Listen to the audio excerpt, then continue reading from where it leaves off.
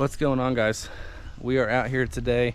Figured I'd do a quick little review. Haven't done that yet on the machine and the attachment as far as what we're running.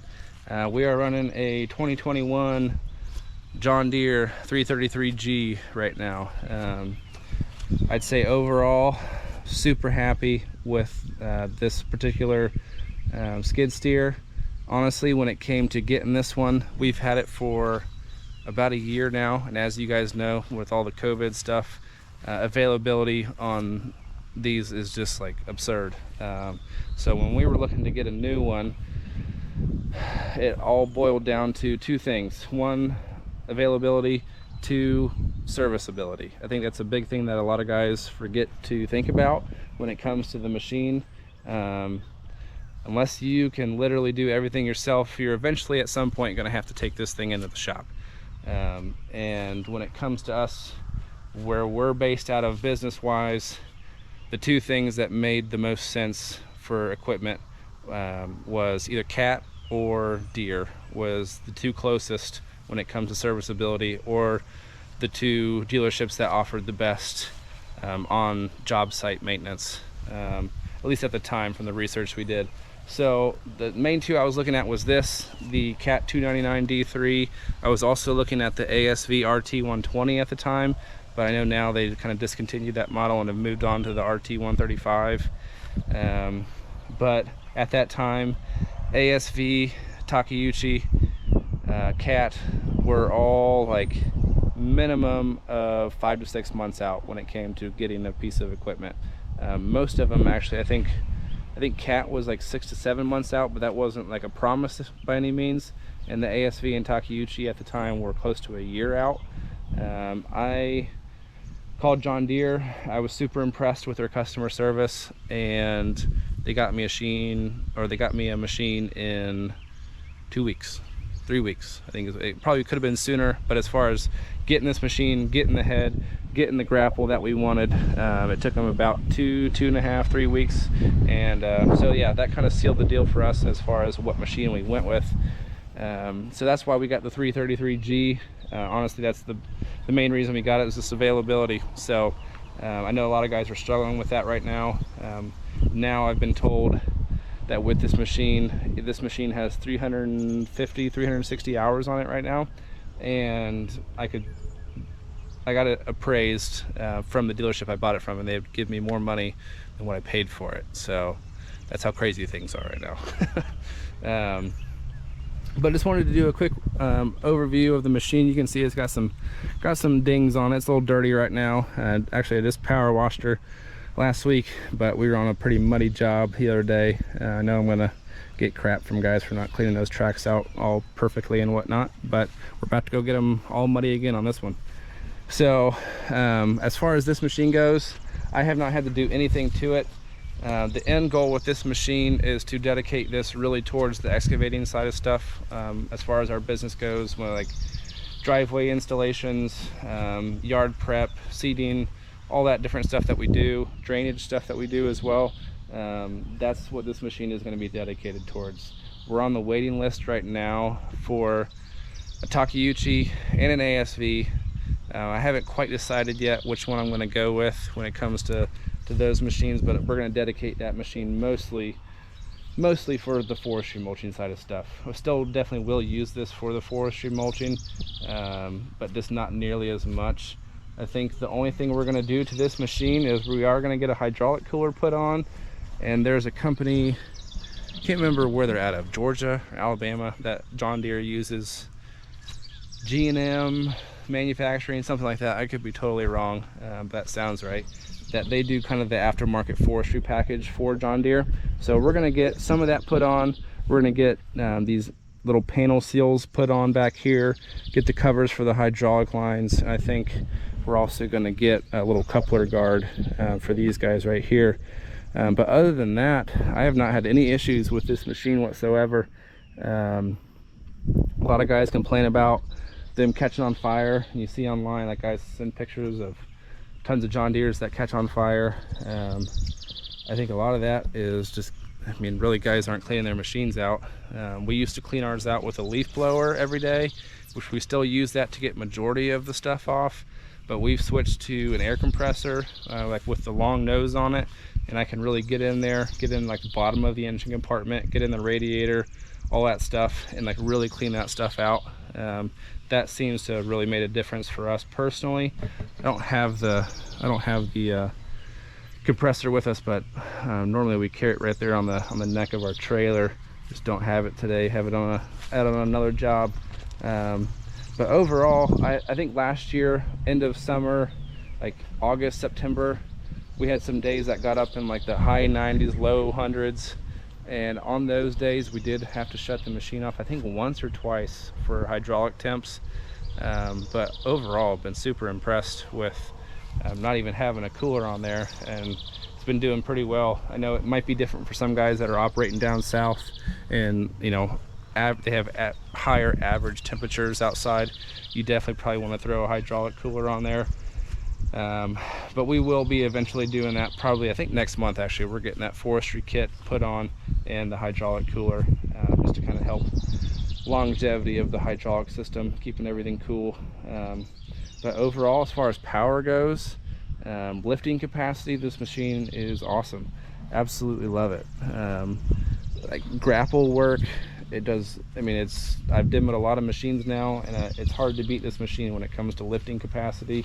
I'd say the only thing system-wise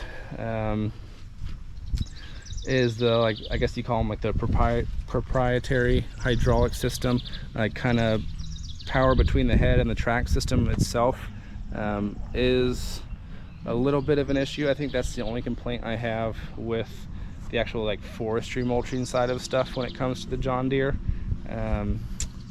So yeah, I mean, at 350 some hours, we've changed oil, we've swapped out hydraulic fluid, we've tightened tracks. Trying to think what else we've done so far. I think that's about it. Just keeping it greased every 6 to 8 hours. We're keeping this thing greased. Using a good grease, that's also important. You know, not going to AutoZone and getting the cheap stuff. We use the same grease we use for the head as we use for the skid steer itself. But overall, I mean, as far as comfortability goes, super spacious in there. I got, it's dirty as all get out in there right now as far as water bottles and stuff like that. But overall, this machine has been great. I think you got to keep it clean, keep it greased, like with anything else. But overall, at 350, 360 hours, I have not had a single like big complaint with the machine. We did have a fuel issue when we first got the machine. Not named any names, but I had somebody who filled, it's kind of my fault too, I guess, but had somebody fill in the diesel in the back and forgot to put the cap back on and close the lid, and I didn't know that, and ran it for a while and probably got some gunk in there. So we had a fuel sender issue. That was not really the machine's fault itself, that was operator error. But other than that, love this thing. Haven't had an issue so far. As far as the head goes, the diamond mower, this is a 2020 model, 2020 or 2021, I can't remember. I think it's 2020. Again, this was an availability thing. We could have gone with this, or we could have gotten the Deere, like, what is it, H60C? I can't remember exactly what it is, but it's made by Fecon. I demoed that head, wasn't super pumped about it. I ran a Fecon bull hog head, and I also demoed an FAE, one of their, I think it was a 2019 or 2020 model. I really liked that head. I was super impressed with both of them. I was impressed with both Fecon and FAE. But for the price point, this was about I think this was $7 grand cheaper than the rest. I've ran the diamond mower disc cutter before, and I love that thing. So I wanted to give this one a chance. This is, a lot of guys don't know, but this is actually a Dennis Seamoff patent. You can see that there. A lot of guys don't know that. So for being new into the industry, I think 2020 was their first year. 2019, 2020, as far as forestry mulchers go, it's been super great. This has the same hours as this one does. So this has 350, 360 hours on it, and I have not had to do anything to the head so far. Obviously changing teeth out, keeping teeth sharp. We're running carbides right now. This is the first time, last 2 or 3 jobs, if you guys seen some of the videos, we just put carbides on because we had a bunch of jobs lined up that were just rocky, uneven soils. So we wanted to run some carbides. I've been super happy with these so far. These are the teeth from Diamond. I've used planer knives from other places like Extreme Wear Parts. I've used them before for the planer knives. But as far as the carbides go, these carbides have about 70, 80 hours on them so far. And I have not had one chip or break or anything on me. So I've been super pleased with these so far. As far as this head goes, I will say there are 3 things that I would change probably. One I think is already being fixed right now because they have new planer knives coming out. I just talked to a salesman at Diamond a couple weeks ago and was talking to him about the planer knife teeth, or I think they call them chisel knives, and they are actually redesigning their knife teeth. So I'm pretty pumped about that. I'm on the list to get those. I think they're going to be coming in next week. But apparently they changed the angle and the hardness of the teeth. That was like the 2 complaints I had about the teeth was the hardness. It was almost like they were too hard. They were almost like brittle. And the angle of the teeth just wasn't lifting stuff into the drum that well. So, I mean, they still did a pretty decent job, but I switched to the Extreme Wear Parts and had a little bit better luck. But again, you have your give and take. The Extreme Wear Parts are a little bit softer, so they do, if you do get into the dirt and you hit something, they do wear pretty quick. You got to keep them, you got to keep sharpening those things. So that one seems to be getting fixed, hopefully. I'm excited to try those ones out. And again, I think they fixed this one as well. But the other thing I would change is these anti-wrap plates on the inside here. You got to get to them from the outside compartment, which isn't a huge deal, but just the way they're designed, I think they need to have a lip or something that comes out here to guard this, like to guard the bearings and whatnot in there. And I've had multiple things wrapped up in there that, I mean, normally shouldn't be wrapped up in that. And so you can see that groove that's in there, and they do get wrapped up in there. I've had fence in there. I've had that stupid black contractor like landscaping fabric. That's the worst. Get that wrapped up in there. And the way it's designed, even when you do take these plates off, you have about a ½ inch of wiggle room to like get in there. So it can be a pain in the butt, honestly. But I think on their newer models, they have changed these from what I've heard. So I think they have fixed that problem as well. So there's those 2, and then the other one would be this angle right here on the head, this sharp angle. You can't see it real well, it's in the grass right now, but this angle right here, I think it needs to be kind of rounded off like the FAE heads, and even more so like the Fecons. If you're in really thick material and you've been mulching and you got 2, 3, 4 inches of mulch on top, when you're back dragging, that sharp angle right there, if you're not perfect, it will catch material and like just back drag it with you. It'll bring a bunch of material kind of back here, and then you gotta lift the head, go back over it, and hit it again just to even it out. But I mean, those are small stuff, honestly, in the grand scheme of things. Those are smaller complaints I would have. Overall, I've been super happy with this head. The pump, belt, bearings, I haven't had to do anything with those so far. Like I said, we're at about 350 hours. I've seen some guys say they've had to change bearings and all kind of stuff at 100, 150 hours. I don't know if that's operator. I don't know if that's just the particular head that they got. But I haven't had an issue so far with this head, so I've been super happy. As far as couplers go, I think the design of the angle is really nice. I haven't had to replace any couplers on the head side. I've only replaced the K-strain hose here. You can see they didn't have this angle in stock for the coupler there. But after 350 hours without a hydraulic guard, I've only had to replace one hose. And I know a lot of guys are every 20, 30, 40 hours, 100 hours, I'm replacing couplers and hoses.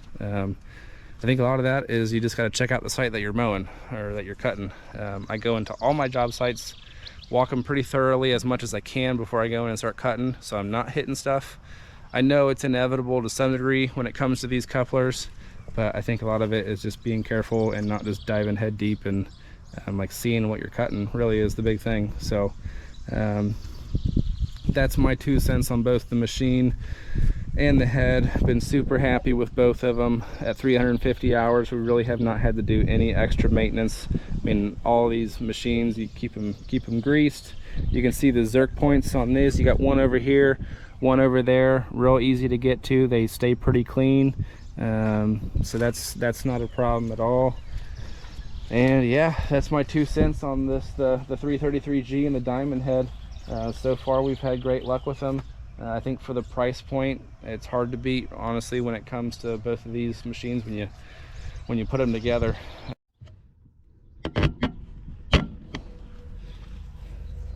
All right, guys, you can kind of see just what these anti-wrap plates look like. I've got the one in the back, and then there's one that's identical like that on the other side. So it has two, one for the front, one for the back. That's all they really are. Once you take those off, you can kind of see. Still got the back one in there, but you can see they open this up. Got this big old stupid wire in there. Got to pull that out. Thankfully, it's only wrapped once around, or yeah, 1.5 times around. So that would be easy to pull out real quick. But yeah, pretty simple fix in the line of things. But you can see they only give you, if you really get some small stuff wrapped up in there, they only give you about ½ inch, but yeah, about a ½ inch of wiggle room in there that you got to pull stuff out. So I do wish they kind of would change that design up a little bit, which I think they have on the newer ones, like I said. So but all in all, it's really not a super difficult thing to get stuff pulled out of there. So yeah, hope this helped you guys out. If it did, be sure to like and subscribe. We'll see you guys on the next one.